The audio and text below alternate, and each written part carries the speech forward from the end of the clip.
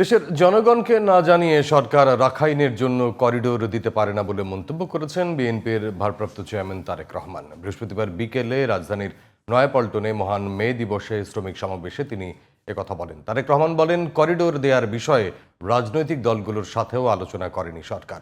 Corridor দেওয়ার সিদ্ধান্ত জনগণের পক্ষ থেকে আসতে হবে বলেও জানান বিএনপির ভারপ্রাপ্ত চেয়ারম্যান। এ সময় দেশে সংস্কার এবং নির্বাচন দুটোই প্রয়োজন বলেও জানান তিনি। রফিক মাহমুদের রিপোর্ট।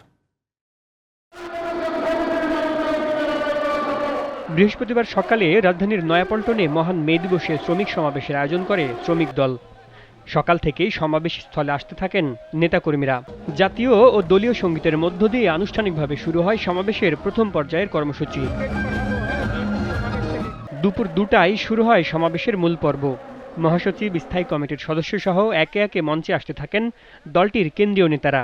এ সময় বক্তারা বলেন, বিএনপির 31 দফা কর্মসূচিতে শ্রমিক অধিকারের বিষয়টি গুরুত্বের সাথে তুলে ধরা হয়েছে।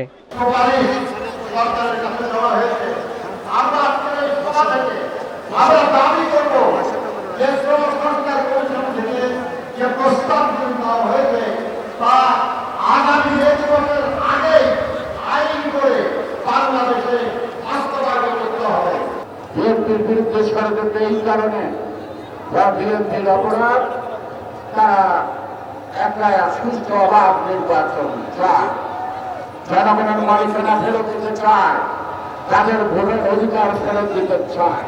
শহীদ রাষ্ট্রপতি জিয়া রহমান যিনি একজন শ্রমিক পরিচয় দিতে ভালোবাসতেন, দেশনেত্রী বেগম খালেদা জিয়া যিনি একজন শ্রমিকের সদরণী হিসেবে পরিচিত ভালোবাসতেন।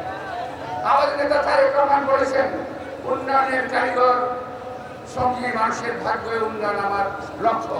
সমাবেশে বিশেষ অতিথির বক্তব্যে শ্রমিকদের শ্রমে ঘামেই বিশ্বের সভ্যতার সূচনা হয়েছে বলে জানান বিএনপি মহাসচিব মির্জা ফখরুল ইসলাম আলমগীর। মিলনায়তন এবং কল্যাণ চিকিৎসার জন্য 17টি লেবার ওয়েলফেয়ার সেন্টার গঠন করেছিলেন। আবাস জন্য ঢাকা, চট্টগ্রামে বহু দালান তৈরি করেছিলেন। দেশনেত্রী Begum Khaleda Zia labour code 2006 labour welfare foundation গঠন করেছিলেন। অর্থাৎ যা কিছু শ্রমিকদের জন্য যতটুকু কল্যাণমূলক কাজ করা দরকার, আমাদের দল, আমাদের নেতা করেছিলেন। সমাবেশে প্রধান অতিথি হিসেবে বিকেল 4:15টায় ভার্চুয়ালি যোগ দেন বিএনপির ভারপ্রাপ্ত চেয়ারম্যান তারেক রহমান। এ সময় ফ্যাসিবাদী শক্তি সংস্কার ও নির্বাচনকে মুখোমুখি দাঁড় করানোর চেষ্টা করছে বলে অভিযোগ করেন তিনি। সরকার এবং নির্বাচন উভয়টি প্রয়োজন।